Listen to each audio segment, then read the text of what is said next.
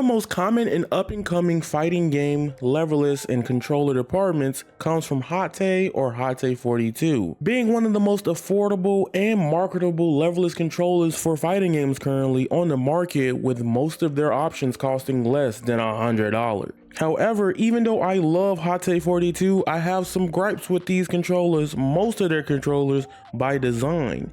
But today, I think they might have solved all of my issues.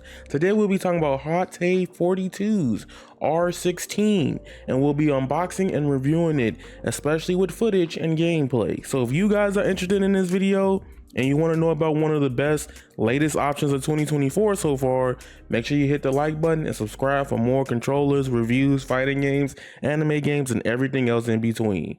Let's get right into it. Presenting to y'all the unboxing part of the Haute 42. Now, I'm doing something I've never done in this video with this new camera setup I got on my neck, so apologize if it's not perfect. So this is the packaging they give you. Now, first impressions are already that it's a little bit heavier than the other models of the Haute 42 controllers I've used in the past. So that's a good sign for me, because the other ones felt like paper mache. It also comes with this like leatherish, pleatherless like paper. I don't know what it's called, but listen, every fighting game dev going forward, y'all see these? You see this USB cable?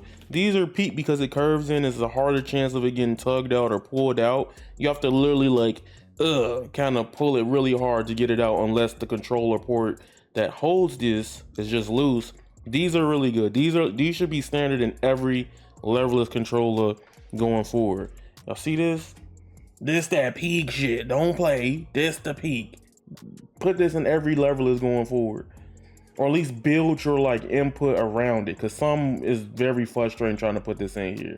I understand. Now opening it up, we got this little paper right here that's fucking hard as hell to get open. Oh my god, yeah, super sticky, super tight. So if y'all ever wondering if you're gonna get this shit open or if somebody gonna tamper in it, they're gonna have to try for a long time. So your packaging is gonna come in fresh. First is, oh my god, this shit look beautiful. I'm not gonna lie to you. Look at this. This is so amazing compared to like previous functions versions of it.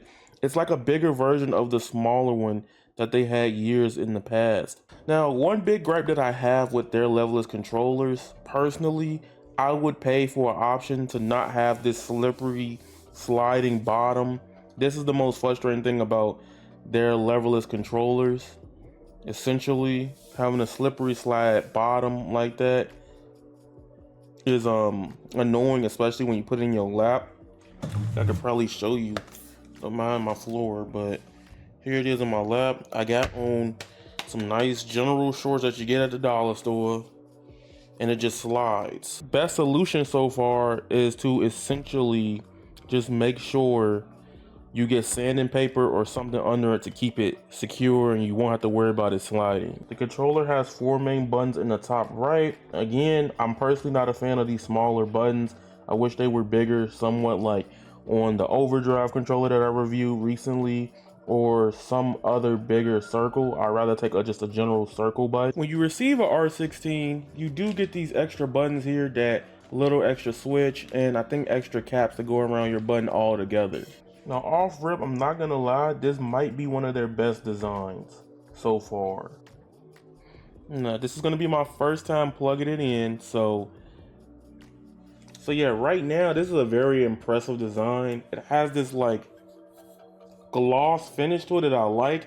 I just wish the bottom had like some velcroed bottom to it so it doesn't slide, or something that's just like, I don't know, I just don't like this portion of that. But other than that, so far, very impressive. But now let's plug this bad boy in. Also, key tip, if you buy any leverless controller, take a picture of the instructions they give you, because a lot of times I'll be throwing these away and I'll be like, damn, I forget what I want to do with this, and then I don't remember.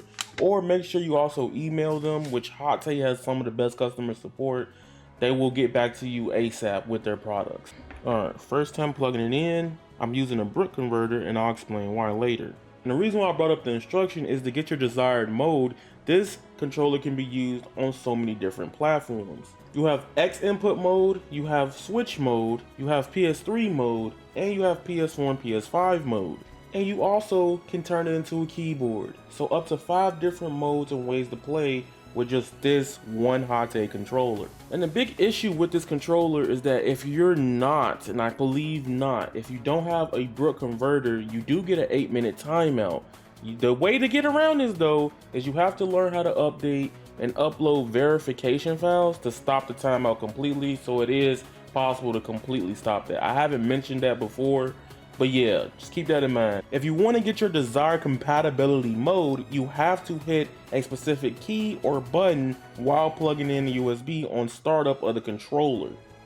Alright, so number one, I really love these buttons. They have this very mechanical keyboard feel to them.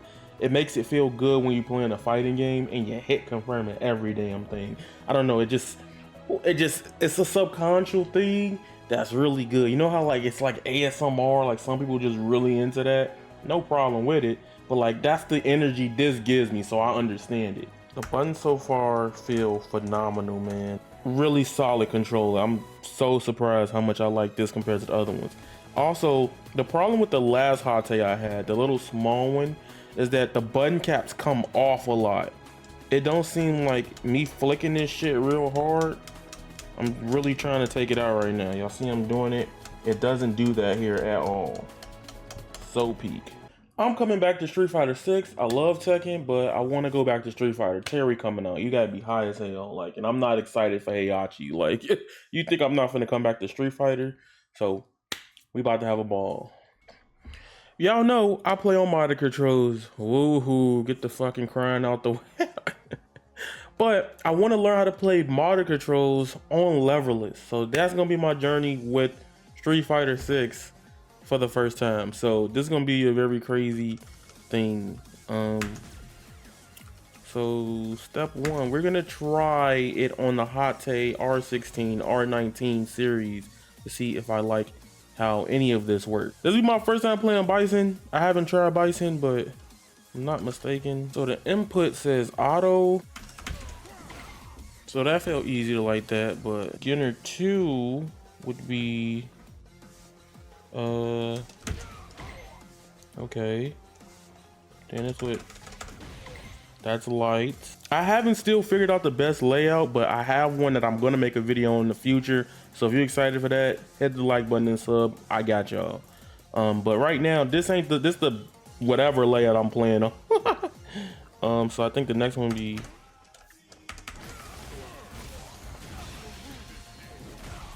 okay. So that's a full level 2 combo that's right there with this. This is pretty dope. Pretty dope. And then for the big beginner 5 combo, you just hit auto into just mashing that.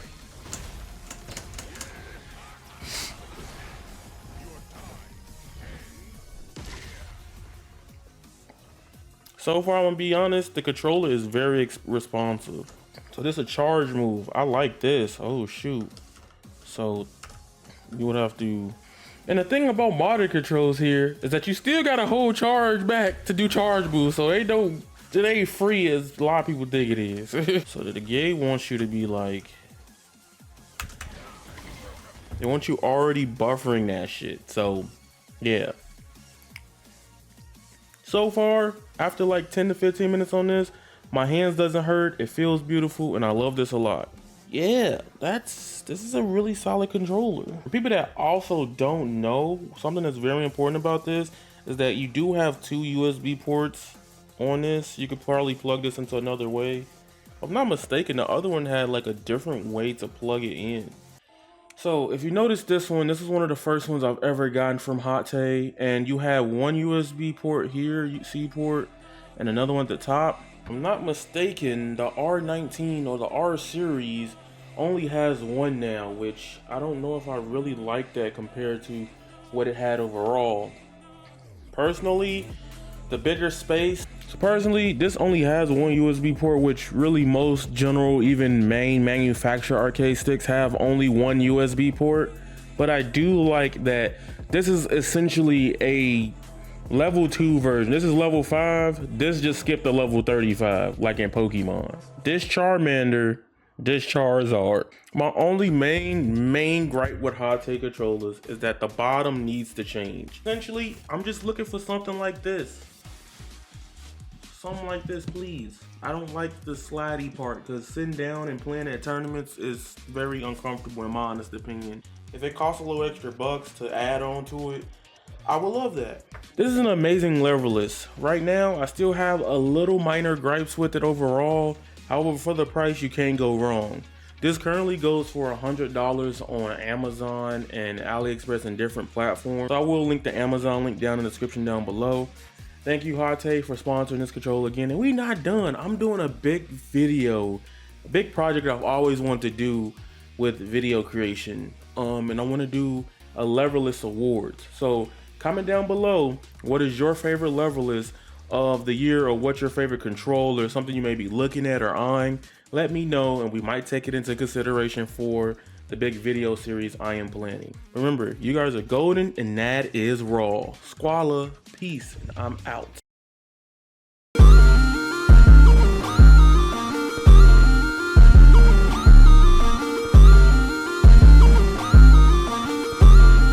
And I swear I never felt like this.